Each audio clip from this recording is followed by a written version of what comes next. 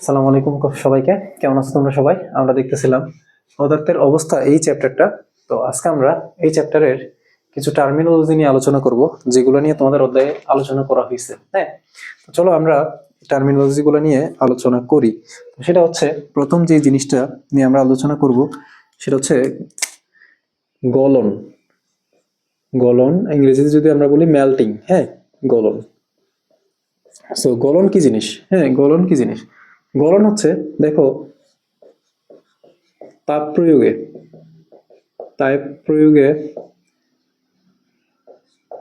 কঠিন পদার্থ তাপ প্রয়োগে কঠিন পদার্থ গলে তরলে রূপান্তরিত হওয়ার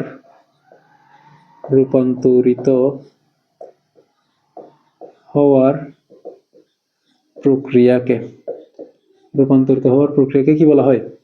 গলন বলা হয়। তাহলে তাপ প্রয়োগে কোনো কঠিন পদার্থ গলে তরল পদার্থে পরিণত হওয়ার প্রক্রিয়াকে কি বলা হয়? গলন বলা হয়। তো আমার কাছে একটা কি আছে, এটা বোঝানোর জন্য একটা এক্সাম্পল আছে। সেটা হচ্ছে গত ক্লাসেও আমরা দেখছিলাম মোমবাতি। তো দেখো ভাইয়া, মোমবাতি যদি আমরা জ্বালাই, তাহলে মোমবাতির এই যে দেখো এই সুতাটা জ্বলছে, তাই না? তো এখানে কি হয়, মোমবাতি যখন জ্বলতেছে তখন এটা তাপ পাচ্ছে। কি পাচ্ছে? এই মোমটা তাপ পাচ্ছে, দেখো। ঠিক আছে? তো মোমটা তাপ পাইলে কি হয়, এটা দেখো এই যে এই অংশটা তরলে পরিণত হচ্ছে বা গলছে। তো আমি যদি বলি যে কিভাবে দেখায়, এই যে দেখো, আমি যদি মোমবাতি থেকে গামটা ফেলার চেষ্টা করি, দেখো এখানে তরল পদার্থ ফোটা ফোটা পড়বে। এই যে দেখো, তরল পদার্থ ফোটা ফোটা কি করতেছে? পড়তেছে। তাহলে যেই তাপ প্রয়োগে কঠিন পদার্থ গলে তরল হওয়ার তরলে পরিণত হওয়ার প্রক্রিয়াকে কি বলা হয়? গলন বলা হয়। যেমনটা আমরা মোমবাতির ক্ষেত্রে দেখছি, তুমি যদি বরফকে তাপ প্রয়োগ করো, তাহলে দেখবো বরফ আস্তে আস্তে আস্তে গলে কিসে পরিণত হবে? তরলে রূপান্তরিত হবে। সো এটাই হচ্ছে কি আমাদের গলন। ঠিক আছে? এখন আরেকটা জিনিস, যে ভাইয়া গলন বুঝলাম, আরেকটা টার্ম সেটা হচ্ছে গলনাঙ্ক। তো গলনাঙ্ক জিনিসটা কি ভাইয়া? গলনাঙ্ক, তো তোমাদেরকে ভাইয়া আজকে একটা টেকনিক বলি। সেটা হচ্ছে, তুমি যখন কোনো কিছুর শেষে আঙ্ক দেখবা, আঙ্ক, হ্যাঁ, তো তুমি বুঝে নিবে এটা একটা তাপমাত্রা। আবার বলি, কোনো কিছুর শেষে যদি তুমি আঙ্ক দেখো, তাহলে বুঝবে এটা একটা তাপমাত্রা। যেমন গলনাঙ্ক, স্ফুটনাঙ্ক, শিশিরাঙ্ক, এগুলো সবই হচ্ছে কি একটা তাপমাত্রা। ঠিক আছে? তাহলে ভাই গলনাঙ্ক জিনিসটা কি? গলনাঙ্ক জিনিসটা হচ্ছে নির্দিষ্ট চাপে, আমরা বলি এক বায়ুমণ্ডলীয় চাপে। তাহলে আমরা এক বায়ুমণ্ডলীয় চাপেই বলি। হ্যাঁ, এক বায়ুমণ্ডলীয় চাপে। হ্যাঁ, বায়ুমণ্ডলীয় চাপে। এখন তোমাদের মাথায় প্রশ্ন আসতে পারে, ভাই এক বায়ুমণ্ডলীয় চাপ মানে কি? এক বায়ুমণ্ডলীয় চাপ মানে হচ্ছে 1 এটিএম। এক বায়ুমণ্ডলীয় চাপ মানে কি? 1 এটিএম। ভাই 1 এটিএম তো আমি বুঝি না। এটিএম হচ্ছে চাপের একটা একক। হ্যাঁ, আমরা যেমন বলি যে ভরের একক কেজি, এটিএম হচ্ছে চাপের একটা একক। ভাই এটাও আমি বুঝতে পারতেছি না। তো তোমার আমি একটু সহজে বুঝাই। দেখো, আমরা তো পৃথিবীতে আছি, ভূপৃষ্ঠে, পৃথিবীর ভূপৃষ্ঠে আমরা আছি, তাই না? সো আমাদের চারপাশে কিন্তু বায়ুমণ্ডল আছে, যেখানে বাতাস আছে, যেখান থেকে আমরা নিঃশ্বাস নিচ্ছি, তাই না? তো এই যে দেখো, আমাদের চারপাশে যে বায়ুমণ্ডলটা আছে, এই বায়ুমণ্ডলটা কিন্তু আমাদের সবাইকে কি দিচ্ছে? চাপ দিচ্ছে, চাপ। তাহলে বায়ুমণ্ডল আমাদের উপর যেই চাপটা দেয় ভূপৃষ্ঠে, সেই চাপটাকে আমরা বলি কি? এক বায়ুমণ্ডলীয় চাপ। হ্যাঁ, এখানে আরো ডিফিকাল্ট ডেফিনেশন আছে, আমরা উত্তর ডিফিকাল্টিতে যাব না। তো কথা হচ্ছে ভাই, বায়ুমণ্ডল আমাদেরকে যে চাপ দেয় সেটা হচ্ছে এক বায়ুমণ্ডলীয় চাপ, অথবা তুমি বলবা 1 এটিএম চাপ। তাহলে গলনাঙ্ক আমরা কি করতেছিলাম? আলোচনা করতেছিলাম গলনাঙ্ক মানে হচ্ছে একটা তাপমাত্রা। তাহলে এক বায়ুমণ্ডলীয় চাপে বা 1 এটিএম চাপে কোনো পদার্থ, কোনো কঠিন পদার্থ, কোনো কঠিন পদার্থ যেই তাপমাত্রায়, যে তাপমাত্রায় গলে, হ্যাঁ, গলে কিসে পরিণত হয়? তরলে পরিণত হয়। তরলে পরিণত হয়। সেই তাপমাত্রাকে সেই তাপমাত্রাকে ওই পদার্থের কি বলা হয়? ওই পদার্থের গলনাঙ্ক বলা হয়। ওই পদার্থের কি বলা হয়? গলনাঙ্ক বলা হয়। তার মানে গলনাঙ্ক মানে হচ্ছে একটা কি? তাপমাত্রা। তাহলে নির্দিষ্ট চাপে যেই তাপমাত্রায় কোন একটা কঠিন পদার্থ গলে কিসে পরিণত হয়? তরলে পরিণত হয়, তাকে আমরা কি বলি? গলনাঙ্ক বলি। এখন ভাই যদি এখানে বলি যে দেখো এই মোমটা নির্দিষ্ট মানে 1 বায়ুমণ্ডলীয় চাপে নির্দিষ্ট একটা তাপমাত্রা, এই তো কি হয়েছে? এটা গলছে। এর কম হইলেও গলবে না, বা বেশি হলে তো এটা অন্য কথা। তো এর কম হইলে তো সেই গলবে না। যেমন বরফকে যদি তুমি 0 ডিগ্রি সেলসিয়াস তাপমাত্রা নিয়ে আসতে পারো, তাহলে ওই বরফ আস্তে আস্তে কি করতে থাকবে? গলতে থাকবে। তাহলে ওই 0 ডিগ্রি সেলসিয়াস তাপমাত্রাকে আমরা কি বলি? বরফের গলনাঙ্ক বলি। কথা বুঝছো? আচ্ছা, এখন ভাইয়া দেখো, নির্দিষ্ট পদার্থের নির্দিষ্ট পদার্থের নির্দিষ্ট পদার্থের কি গলনাঙ্ক, নির্দিষ্ট পদার্থের গলনাঙ্ক কি হয়? নির্দিষ্ট হয়। নির্দিষ্ট পদার্থের গলনাঙ্ক কি হয়? নির্দিষ্ট হয়। যেমন আমরা যদি বলি পানির গলনাঙ্ক, ভাইয়া মাত্র কি বললাম, পানি, বা আমরা যদি ভাইয়া পানি তো গলে না, তাহলে বরফের গলনাঙ্ক আমরা জানি 0°C। বরফের গলনাঙ্ক কত? 0°C। আমরা যদি আবার দেখি যে খাবার লবণ আছে না, আমাদের খাবার লবণ, যেটা যে লবণটা আমরা খাই, ওই খাবার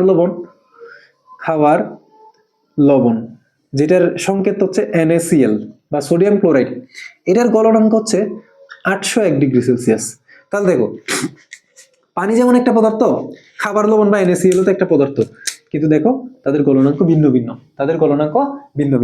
সো এই গলনাঙ্ক দেখে একটা পদার্থের বিশুদ্ধতা আমরা নির্ণয় করতে পারি যে পানি মনে করো বিশুদ্ধ কিনা। তাহলে পানির গলনাঙ্ক যদি 0° থাকে, তাহলে আমরা বলবো যে এটা বিশুদ্ধ পানি। যদি বেড়ে যায় বা কমে যায়, তার মানে তাতে ভেজাল আছে। ঠিক আছে? তাহলে আমি যে দুইটা ডেফিনেশন তোমাদের সামনে আলোচনা করছি, আশা করি তোমরা বুঝছো। গলন মানে কি? তাহলে তাপ প্রয়োগের ফলে কঠিন পদার্থ গলার প্রসেসটাকে বলা হয় গলন, আর যে তাপমাত্রায় গলতেছে ওটাকে বলি গলনাঙ্ক। বুঝছি? এবার আসো সেম, আমরা যদি এখানে গলনের জায়গায় আমরা বলি যে স্ফুটন মানে কি? স্ফুটন, হ্যাঁ, তাহলে এখানে কি হবে? স্ফুটনটা হবে, দেখো, তাপ প্রয়োগে কঠিন পদার্থ না হয়ে এবার কি হবে? ফুটবে কোন পদার্থ? ফুটে কোন পদার্থ? তরল পদার্থ। তাহলে তাপ প্রয়োগে তরল পদার্থ, হ্যাঁ, গলে না হবে, কি হবে? ফুটে। ঠিক আছে? তাহলে তাপ প্রয়োগে তরল পদার্থ ফুটে কি হিসেবে পরিণত হয়? আমরা জানি গ্যাসে পরিণত হয়, অথবা আমরা বলতে পারি বাষ্পে পরিণত হয়। বাষ্পে রূপান্তরিত হওয়ার প্রক্রিয়াকে কি বলা হয়? এখানে গলন না হয়ে কি হবে? এখানে গলন না হয়ে হবে স্ফুটন। তাহলে আবার যদি বলি তাপ প্রয়োগে তরল পদার্থ ফুটে বাষ্পে রূপান্তরিত হওয়ার প্রক্রিয়াকে কি বলে? স্ফুটন। তুমি যখন চা বানাইতে যাও, হ্যাঁ, চা বানাইতে যাইলে তখন তুমি পানিকে তাপ দিতে থাকো, তাহলে পানিটা নির্দিষ্ট কিছুক্ষণ পরে এসে ফুটতে থাকে না?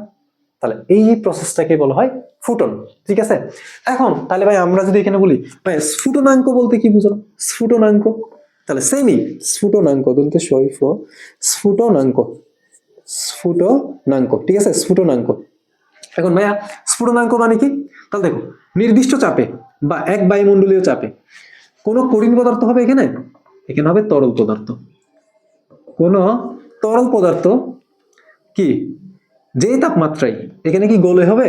এখানে হবে ফুটে কিসে পরিণত হয়? এটা তরল হবে, এটা হবে বাষ্পে পরিণত হয়। তাহলে বাষ্পে পরিণত হয় সেই তাপমাত্রাকে ওই পদার্থের এখানে কি গলনাঙ্ক হবে? এখানে হবে স্ফুটনাঙ্ক। তাহলে ওই পদার্থের কি বলা হয়? স্ফুটনাঙ্ক বলা হয়। তাহলে আবার যদি ভাই বলি যে নির্দিষ্ট চাপে অথবা এক বায়ুমণ্ডলীয় চাপে কোন তরল পদার্থ যেই তাপমাত্রায় ফুটে বাষ্পে পরিণত হয়, সেই তাপমাত্রাকে আমরা কি বলি? স্ফুটনাঙ্ক বলি। তো নির্দিষ্ট পদার্থের গলনাঙ্ক নির্দিষ্ট, ঠিক তেমনি নির্দিষ্ট পদার্থের স্ফুটনাঙ্কটাও নির্দিষ্ট হয়। কি হয়? নির্দিষ্ট হয়। তাহলে এখানে আমরা বলবো স্ফুটনাঙ্ক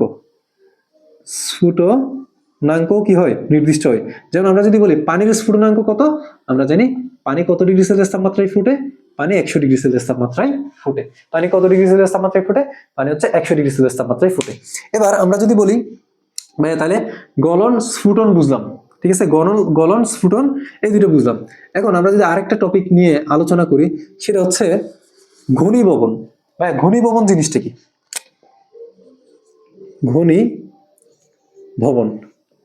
ঘনীভবন জিনিসটা কি? এখন দেখো, তুমি যখন তাপ প্রয়োগ করছো, এটা হচ্ছে পদার্থ, হ্যাঁ, পদার্থ। তুমি যখন তাপ প্রয়োগ করছো তখন তরল পদার্থ ফুটে বাষ্প হইছে, ঠিক না? এখন তুমি যদি একটা বাষ্প থেকে তাপ অপসারণ করে ফেলো, আবার যদি কিছু শোনো, বাষ্প থেকে যদি তুমি তাপ সরাই ফেলো, তাহলে সেই বাষ্পটা আবার তরল হয়ে যাবে না? তাহলে তুমি যদি আবার শোনো, তুমি যদি দেখো, তুমি যদি মনে করো এটা তরল পদার্থ, তরলকে যদি তাপ দাও সেটা বাষ্প হয়ে যায়, আবার সেখান থেকে যদি তাপ নিয়ে নাও সেটা আবার কি হয়ে যাবে? তরল হয়ে যাবে না? সো এই প্রসেসটাকে বলা হয় ঘনীভবন। তাহলে এখানে কি হবে? দেখো, তাপ প্রয়োগ হবে, কেন হবে? তাপ অপসারণে, হ্যাঁ, তাপ কি অপসারণে, তাপ অপসারণে, হ্যাঁ, অপসারণে, হ্যাঁ। তাহলে কোন পদার্থ? গ্যাসীয় পদার্থ বা বায়বীয় পদার্থ। তাহলে ভাইয়া গ্যাসীয় লিখলাম, গ্যাসীয় পদার্থ। এটা কি হবে?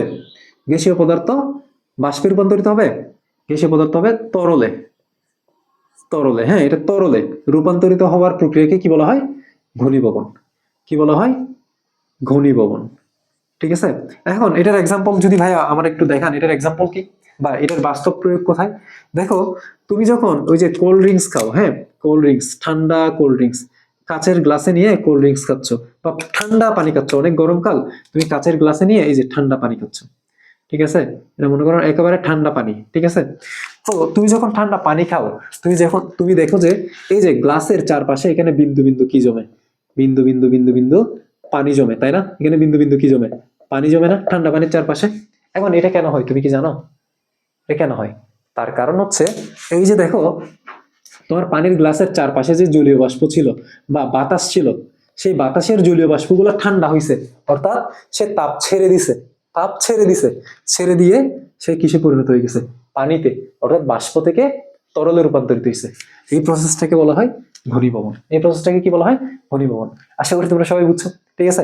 এখন ভাই ঘনীভবন বুঝলাম, যদি এরকম হয়, যদি এরকম হয় যে আমি একটা তরল পদার্থকে ফ্রিজে রেখে দিলাম, তাহলে এটা কঠিন হয়ে যায়। আমরা জানি পানিকে ফ্রিজে রাখলে এটা বরফ হয়ে যায়, তাহলে ওই প্রসেসটাকে কি বলবো?